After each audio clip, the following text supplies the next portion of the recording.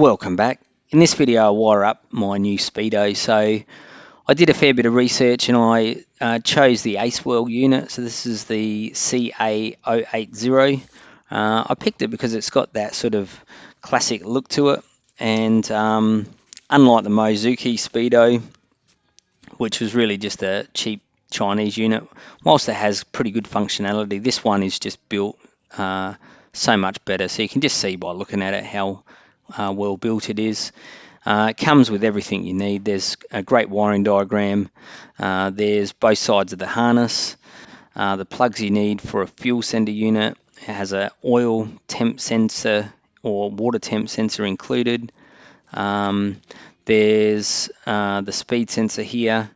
There's an extra resistor which you may need to use if you have problems with the tacho signal. Now, I bought this unit from S3 Performance here in Australia.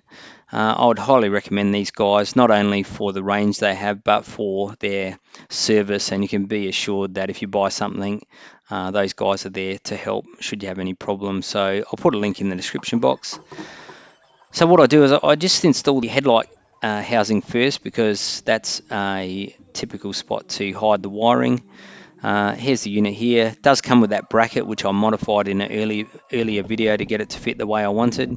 And I just start by plugging in the harness, and then I progressively go through and connect up all the cables. So in this video I'm not going to go through every single wire, but you can see here that's the fuel sender unit plug. This is the speed sensor plug together with the actual sensor. And as I said, this third one here is for the water or oil temp, which I won't be using. Now, a few things on this one. It's got a low oil level indicator. Obviously has the blinker markers, the high beam, neutral, has a low fuel light as well as a fuel gauge. You can use the fuel gauge in like a bar gauge setup, or you can have either that or water temp or oil temp.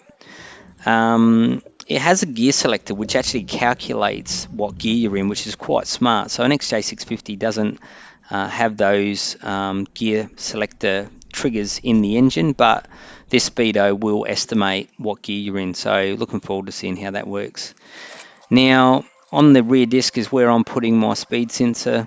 I'm using 2 bolts that are magnetic, also got from S3 Performance, and you don't need 2, but I'm just using 2 because it was going to provide a bit more accuracy at lower speeds. So I just tidy up the Moto Gadget wiring a little bit, power this Speedo up for the first time, and you can see it does its sweep, tests all the lights, and it's obviously in neutral at this point. I started up, and first test works no problem.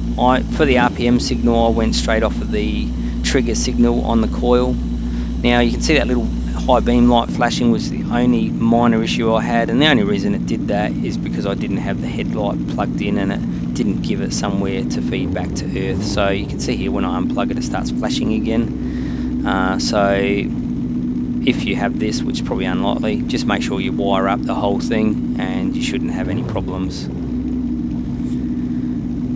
Now just soldering up the last few wires to tidy things up.